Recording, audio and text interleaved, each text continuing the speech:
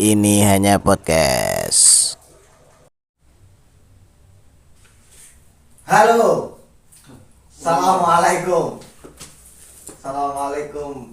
Oke, waalaikumsalam. Salam swastiastu, namo buddhaya. Assalamualaikum. Saya di atas Kembali lagi. Nggih, kembali lagi bersama kami. Harap kenalan, gak usah lah. Iki ya apa Mas? Bahas apa iki? Kira-kira cek ya nek obrolan. Tadi mengalami kendala tadi Mas ya. Jadi gini ya teman-teman. Jadi kita sudah record video sampai setengah jam. Ternyata di pertengahan video gak rekam. Nah, itu mungkin kesalahan fatal dari mikrofon yang kami punya ya, atau kendala kamera. Jadi kita langsung pembahasan yang pertama tadi. Ini nanti videonya gimana? Langsung disambung apa langsung? Gak gawe dua video. 2 video. Oh, kita di Konspirasi. Mau gak di record mau? Konspirasi. Jadi kayak mau diupload iki kok upload nah.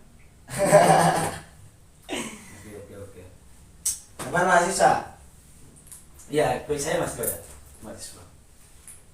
Apa Tridharma perguruan tinggi? Oh. Nantang.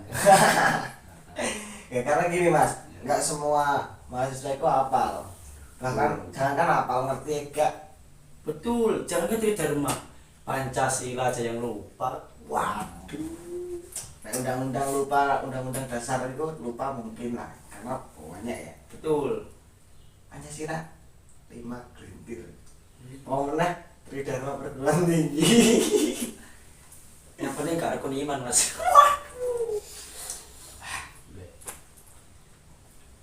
Jadi Tridharma perguruan tinggi itu ada 3, yaitu pendidikan, penelitian, dan pengabdian. Gitu. Setelah kita mengalami atau mengenyam dunia pendidikan selama 4 tahun yang bagi kita waktu ya, terus kita disuruh melakukan riset atau observasi, penelitian, dan hasil dari riset tersebut kita melakukan pengabdian, jadi berkorban atau mengisikan waktu kita untuk negara dan bangsa. Itu Mas, menurut opini saya. Kalau dari Tridharma perguruan tinggi, kira-kira dari materi-materi dalam kuliah itu penting nggak ya? Materi dalam kuliah Sepenting apa gitu? saya belum merokok Mas ya. Monggo. Kalau menurut saya pribadi ini selaku maba Mas ya, itu Mahasiswa baru semester 4. ya itu menurut saya mata kuliah, materi-materi yang kita dapat dalam dunia perkuliahan itu penting, tapi gak penting amat sih. Gimana? Dan bodoh. Menakutkan guys. Semoga jasad saya gak lihat ya. Karena gini Mas, karena kepentingan itu kan subjektifnya kan beda-beda kan Mas ya. Kalau prodi saya pribadi kan bahasa nih. Jadi untuk menghafal materi bahasa, kita kan harus tahu tentang konsep-konsep bahasa luar juga. Itu kan isinya kan dari luar juga kan. Jadi kalau orang-orang yang dalam jurusan bahasa itu menurutnya penting karena materinya bahasanya jauh beda. Gimana kalau mau baca gitu.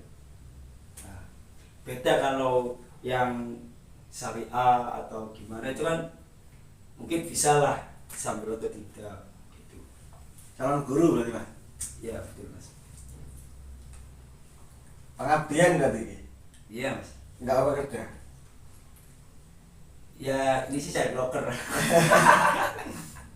Enggak, jadi guru itu pengabdian enggak pekerjaan enggak sebenarnya.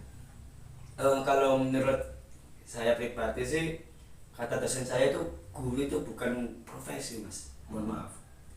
Guru adalah sebuah bentuk pengabdian kita. Mau ditaruh di MI, SMP atau MA, MTS maupun jadi ghostwriter atau asisten dosen.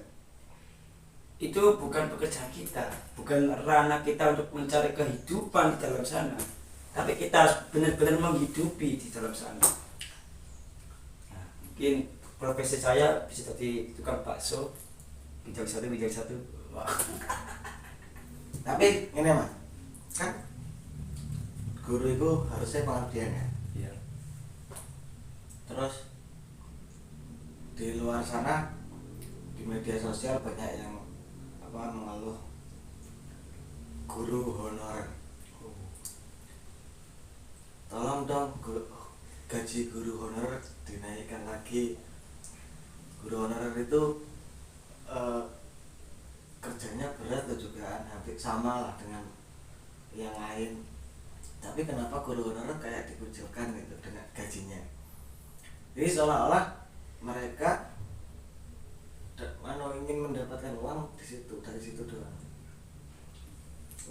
Itu faktor ekonomi atau apa ya? Ini dalam sekali mas. Kalau di dalam historiografi Indonesia sendiri, itu memang kedudukan guru ini seperti dipandang semata, sebelah mata.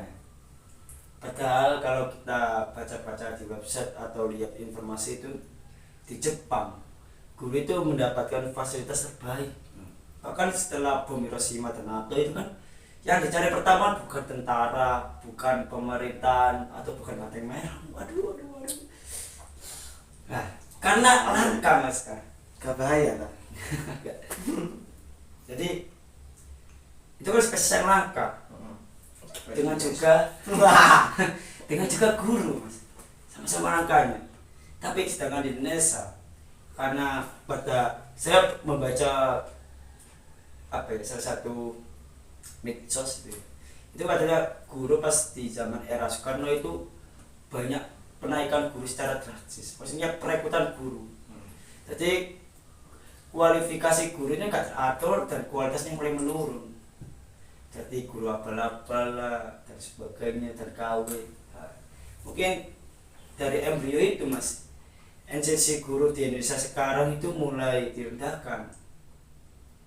Ini sih menurut opini saya juga sih, masih pandangan paradigma saya yang kecil itu sih mas. Karena nasib guru honorer kan kalau dilihat yang salah ya mungkin yang memfasilitasi kami atau guru honorer tersebut kan juga nggak tahu gitu mas. Karena saya sendiri kan belum juga menjadi guru. Terus misal nanti ketika sampean mencintai seorang nih, terus marah kan yang ngomongnya kita kan ya orang tua nih kerjamu apa sampean guru juga sih, tapi kalau tukang bakso karena guru kan bukan pekerjaan ya, sampean kan kalau tukang bakso tukang bakso duduk PNS duduk ASN padahal Anda sedang menyembunyikan pengabdian Anda.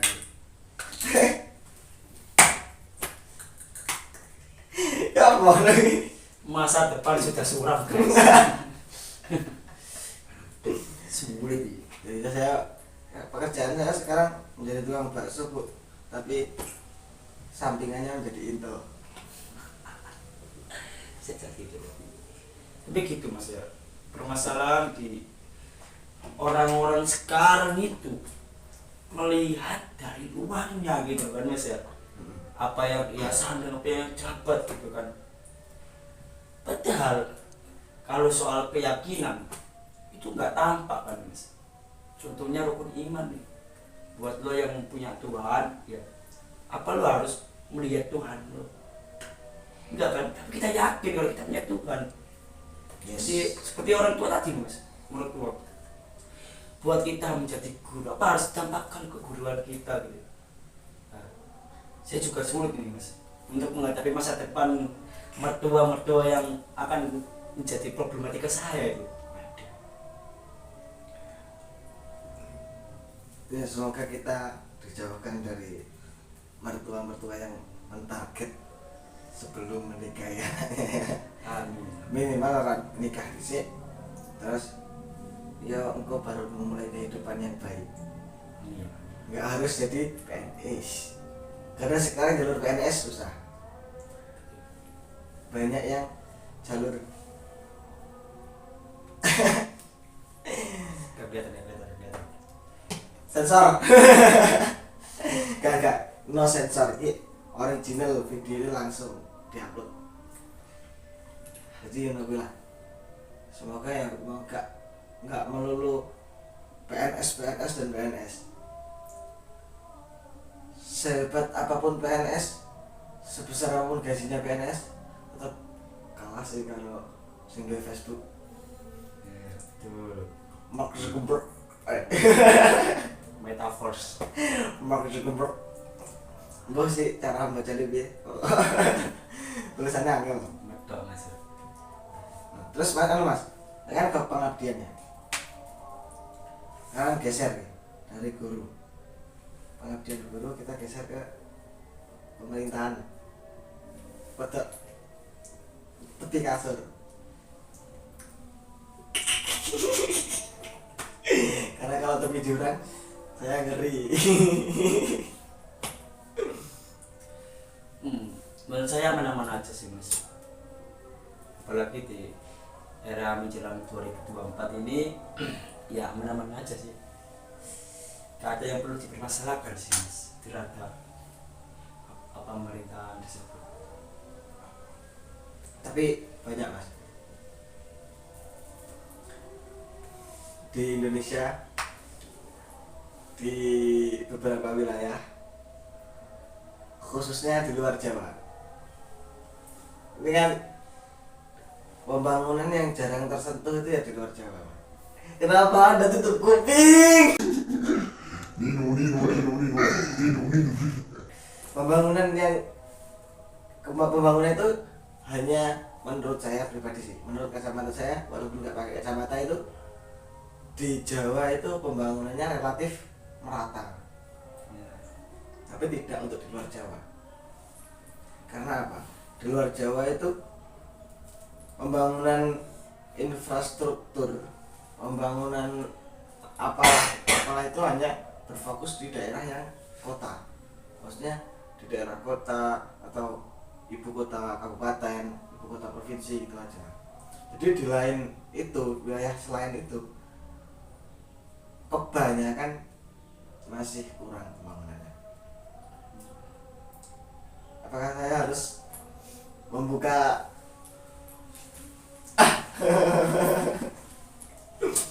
Gini mas, menurut paradigma saya mas ya, jadi soal pembangunan yang di selain Jawa, di luar Jawa itu, kenapa kok tidak merata? Kenapa mas? Karena kan Indonesia mungkin yang dikenal oleh orang-orang luar negeri kan Jawa gitu mas ya. Ini bukan diskriminasi teman-teman yang luar Jawa ya, enggak ya. Kita lihat dari sejarah saja. Jadi salah satu pusat pemerintahan kan yang masih sekarang kan masih bertahap pindah ke luar Jawa. Itu kan salah satu usaha pemerintah, effort untuk menarik orang luar ke luar Jawa gitu. Di Kalimantan salah satunya itu. Di kota kita ada kan pindah.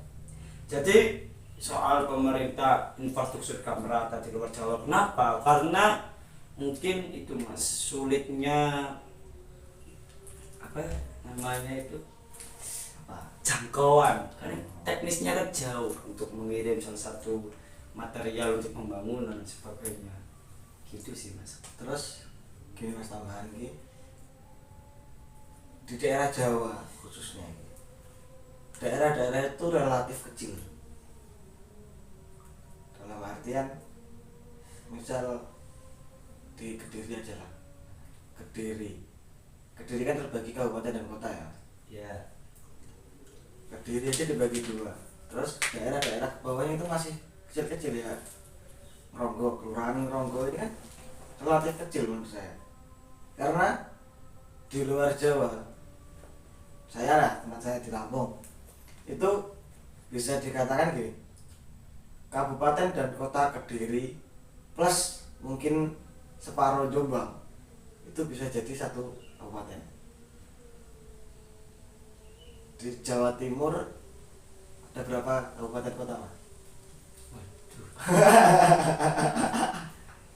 Orang Kira Jawa saya Timur. langsung minus. Orang Jawa Timur padahal. Di Lampung yang sebesar itu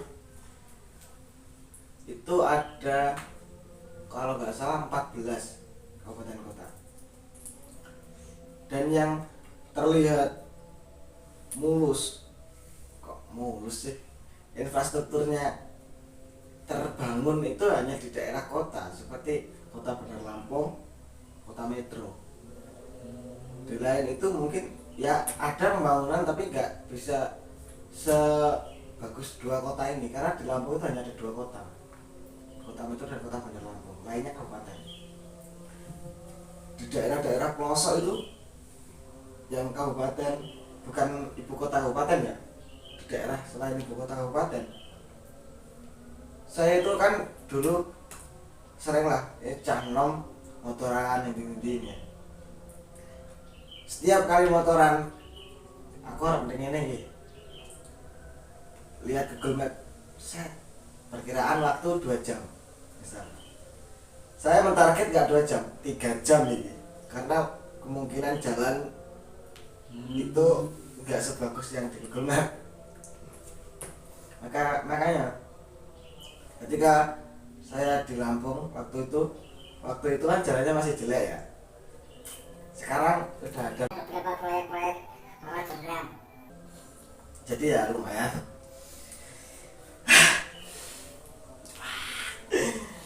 Jadi ketika mungkin kalau nanti ketika saya pulang kampung terus jalan yang dibangun oleh Bapak Jokowi kemarin, yang disiapkan Bapak Jokowi kemarin untuk diproyekkan ke nasional, mungkin perjalanan saya tadinya 2 jam menurut Google Map bisa jadi 1,5 jam, Mas.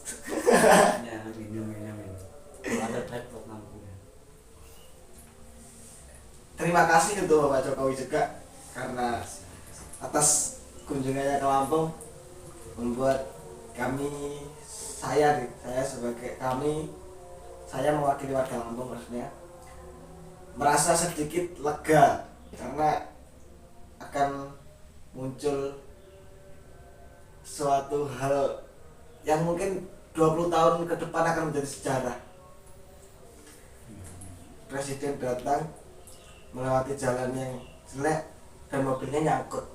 Itu mungkin 20 tahun ke depan akan menjadi sejarah. Entah sejarah yang baik atau sejarah yang kelam. Itu kan pembangunan seperti itu harusnya dari pemerintah daerahnya ya, Mas. Itu harusnya lebih mengabdi. Mungkin karena teknis bupati beliau terlalu banyak jobnya, mungkin ada hal-hal yang perlu diprioritaskan mungkin selain jalan itu, Mas. Jadi kita tetap husnuzon pada bupati beliau, kita mendoakan yang terbaik untuk warga Lampung seperti teman saya ini yang sedang berbahagia dengan kabar perbaikan 6 bulan. Terima kasih Bapak Presiden. Ya semoga segera jadi. Semoga karena 6 bulan kan berarti bukan proyek rokok condeng ya. Ya. Nggak sehari jadi karena Normal. karena nggak sehari jadi karena akan ada kunjungan presiden. Gelap guys. Tapi gini, Mas, ketika pemerintah itu mengabdi kepada masyarakat, ketika dia mencalonkan diri itu mengabdi, niat mengabdi ya, tulus niat mengabdi, insya Allah Indonesia akan bebas dari korupsi. Amin. Harusnya kita sebagai calon-calon pemimpin masa depan ini Iya. kita harus sadar, Mas, meskipun kita nantinya mungkin gabung ke partai politik, terus untuk maju ke kontestan pemilu itu harus melalui partai politik, setidaknya kita niat maju itu untuk mengabdi. Dan ada mahasiswa Tridharma perguruan tinggi itu harusnya melekat mengabdi. cukuplah di kuliah itu hanya apa tadi, pendidikan. Di bangku kuliah itu cukuplah pendidikan. Penelitian, kita meneliti ke masyarakat apa yang menjadi problem di masyarakat, Sosial kultur. lalu dilanjutkan pengabdian. Dari apa yang sudah kita teliti tadi, marilah kita mengabdi, kita bangun yang lebih baik. Betul. Maka dari itu Mas, maka untuk melihat masa depan kita kan kita harus mulai dari kebiasaan kita gitu. Makanya sering-sering mengkritik pemerintah. Maksudnya memberi apresiasi gitu kan. Gak bahaya lagi. Jadi kita memberi apresiasi dengan apa yang lagi trending dan apa lagi yang rame diobrolin teman-teman ya. Kita ikut nimbrung. Itu ya guys ya. Terus pendapatnya sampai nih Mas. Menurut siapa tadi kemarin ya? Saya pernah melihat Bambang Pacul, seorang kader PDIP. Bambang Pacul. Itu bilang kami sebagai petugas partai harus nurut sama atasan. Siapa atasan partai? Ketua umum kan pasti. Ketika pas rapat bersama Pak Mahfud MD di DPR, ketika Pak Mahfud minta untuk segera mensahkan undang-undang perampasan aset, itu beliau Bambang Pacul ini bilang, kalau melobi jangan di sini Pak, maksudnya di gedung itu, kalau melobi jangan di sini Pak, langsung ke ketum-ketum partai, karena kami di sini cuma bawaan dari partai, kita hanya mendapat tugas dari partai. Seandainya Pak Bambang Pacul itu ngomong, seandainya kalau sekarang saat ini Ibu, maksudnya Bu Mega itu nelpon Bambang Pacul, Bambang Pacul berhenti saya Pak. Beliau nurut sama apa namanya ketum parpol, tapi lupa bahwa demokrasi itu dari rakyat, oleh rakyat, untuk rakyat. Betul. Di DPR itu apa sih kepanjangan DPR? Dewan Perwakilan Rakyat kan. Iya. Tapi saat ini dengan apa namanya opini beliau, saya sebagai rakyat biasa seperti malah menyimpulkan, bukan jangan dikasih nama DPR deh, Dewan Perwakilan Ketum Parpol, berarti apa? DPKP. Jadi aja deh itu, karena aspirasi rakyat itu mereka tuli. Tapi ketika yang mendengar, misalkan ketum parpol itu mendengar, terus ketum parpol ngomong ke DPR-nya, ke anggota, ke apa namanya kadernya di DPR, itu nurut. Lalu ke siapa kita harus menyampaikan opini, menyampaikan kritikan kita, saran kita? Masa kita harus mendatangi Bu Mega satu persatu? Gimana Pak? Aku dingin. Ya, mungkin itu Mas ya. Berjalannya waktu, seiringnya waktu itu bisa menjadi pelajaran buat kami itu, di next generasi gitu kan. Mumpung kita masih muda, itu sebagai bentuk evaluasi. Nah, mungkin kalau pendapat saya gak mau banyak-banyak ya Mas, karena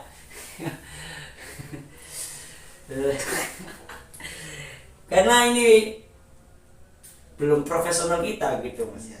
Saya sendiri masih belajar dalam hal itu. Mungkin pendapat saya mungkin gini ya, apapun yang kita alami, respon hasil itu tersebut yang bisa menentukan adalah respon kita Mas. Itu sih outstanding mentality ya namanya. Jadi walaupun spesies langka sedang kita baik-baik saja atau sebagainya, para pemerintahan, kita menggunakan respon kita dengan baik, Pak, insya Allah kita akan baik juga. Amin. gitu sih. Aman kan? Aman. Terima kasih sudah meluruskan. Sebenarnya aku ngerotek ini ngomong ini gua. Karena sadar diri lah, gak punya backingan. Tolong ini mata saya jangan sampai ke sensor. Saya takut nanti hilang. Terus apa ini obrolan unfaedah kok guys. Ini cuma bercanda doang. Kita obrolan santai, tidak ada keseriusan dalam hal ini ya. Dan tidak ada editing video yang ditut, nggak ada. Terus nggak ditambah-tambahi musik yang keras untuk menutupi obrolan kita. Ya, untuk mengancam.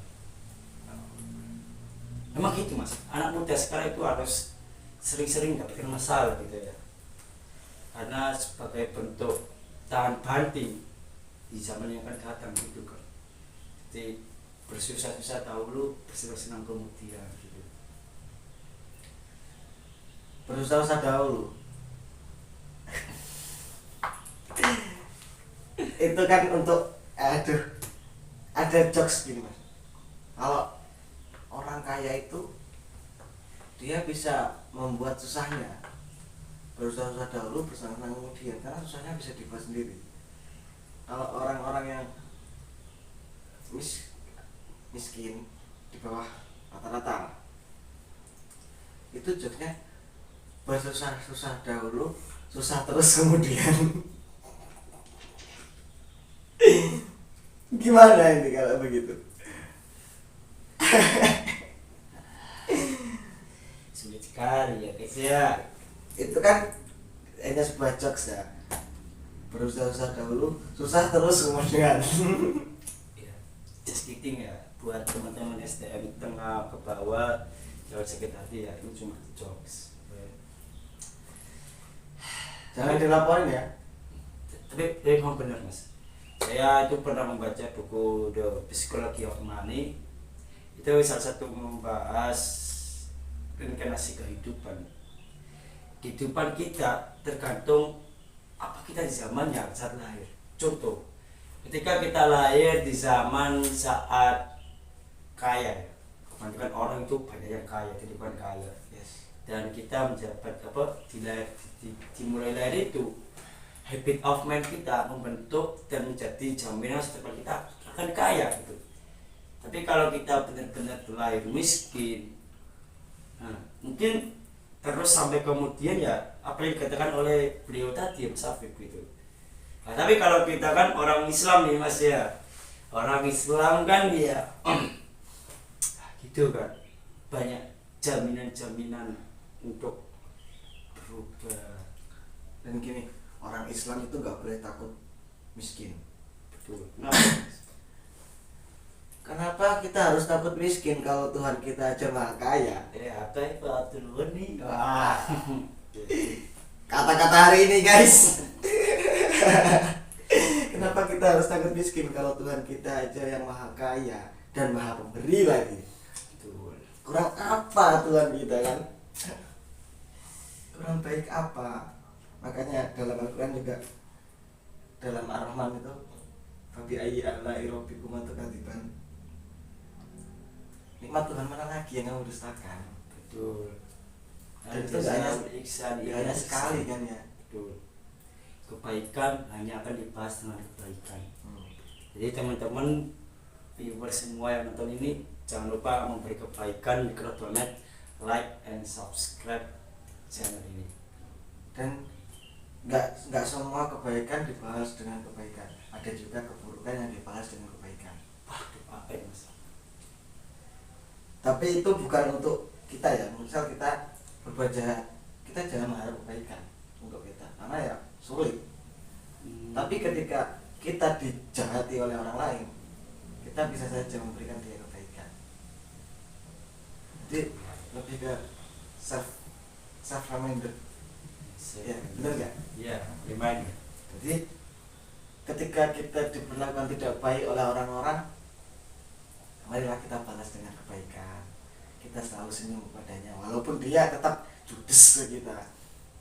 Ya betul. Kan yang dia dapatkan dia kejahatan tapi dia mendapat kebaikan. Tapi untuk jangka panjangnya saya yakin suatu saat pasti akan mendapatkan kebaikan. Dia memberi kebaikan juga. Karena apa? Semakin lama dia menerima kebaikan, dia pasti akan menampung kebaikan itu. Pasti Allah tidak tidur. Pasti sedikit-sedikit kok cah iki ngono ya. Tak elek kaya dia apa enggak ngapiki aku ae ya. Lama kelamaan dia wis lah tak apiki lah. Itu nggak ada di buku-buku kalau emang seperti itu sih. Tapi saya yakin pasti ada seperti itu. Ya pasti ada Mas. Betul. Pengabdian, pemerintahan, keagamaan. Oke. 3 poin yang kita dapatkan sekaligus untuk hari ini. Mungkin ada unsur korelasinya ya di balik pengabdian, pemerintahan, dan keagamaan.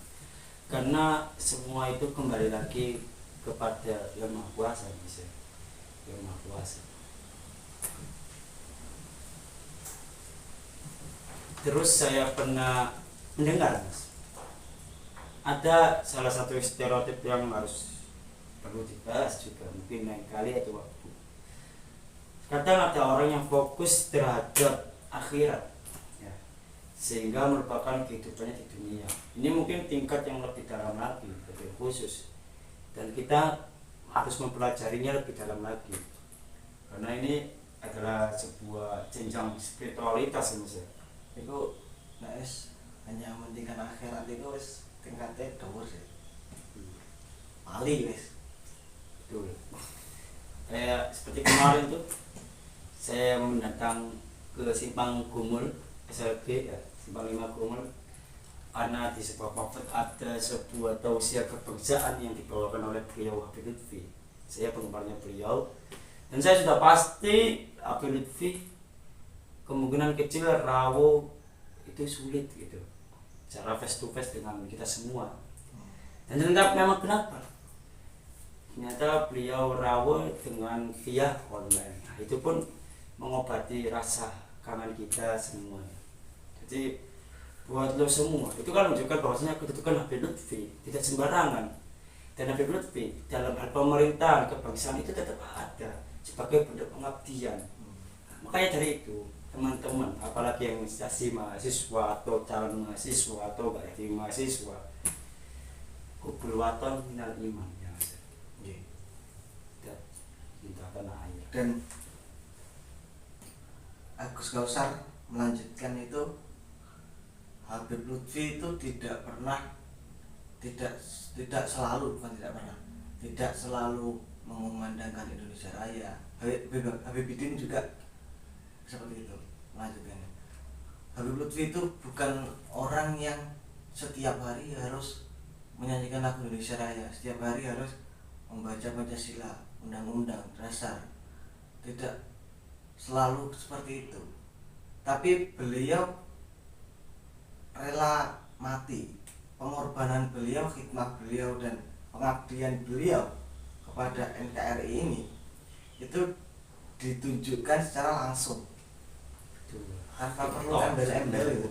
Jadi beliau itu tidak malu ketemu saya nyanyi Indonesia Raya dulu, enggak seperti itu, tapi beliau langsung seperti ini loh, langsung turun kalau karena ya pegangan kita lah ibaratnya, pegangan kita saat ini yang kuat dan yang paling banyak jamaahnya mungkin Habib Lutfi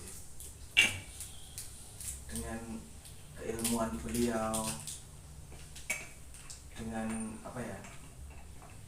ilmu karisma, dengan usia beliau yang saat ini sudah lebih tua, otomatis kita harus menghormati beliau, dan semua itu akan berpengaruh pada kita semua. Ya semoga Lutfi diberikan panjang umur, sehat walafiat selalu, sehingga dapat membimbing kita terus dalam hal apapun, agama, kenegaraan, hubul waton minal iman.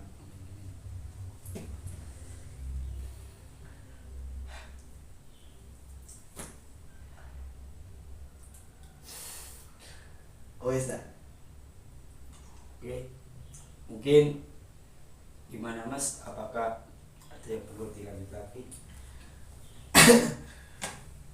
soalnya ya wes suwe kayaknya saatnya kau penontonnya gabut, Iya, terus oke. malas nggak jelas gitu. Tapi emang nggak jelas bahasannya ada ini. Obrolan unfaedah sih ya. Pokok ngobrol, dan setidaknya di dalam obrolan kita ada sedikit nilai lah yang bisa didapatkan oleh calon penonton yang saat ini sedang menonton, yang sudah menjadi penonton. Semoga bermanfaat Amin. walaupun sedikit. Amin. Amin. Terima kasih. Lanjut ke pertemuan selanjutnya. Insya Allah apa ya? Insya Allah akan terus berlanjut, tapi nggak tahu kapan. Insya Allah terus berlanjut selama saya masih di Kediri. Dan selama Mas Yusuf masih di Kediri juga, belum pulang kampung ke Sidoarjo. Sidoarjo. Lupa tombol subscribe, bunyikan lonceng. Oke, bye-bye. Terima kasih. Wassalamualaikum warahmatullahi wabarakatuh. Tit.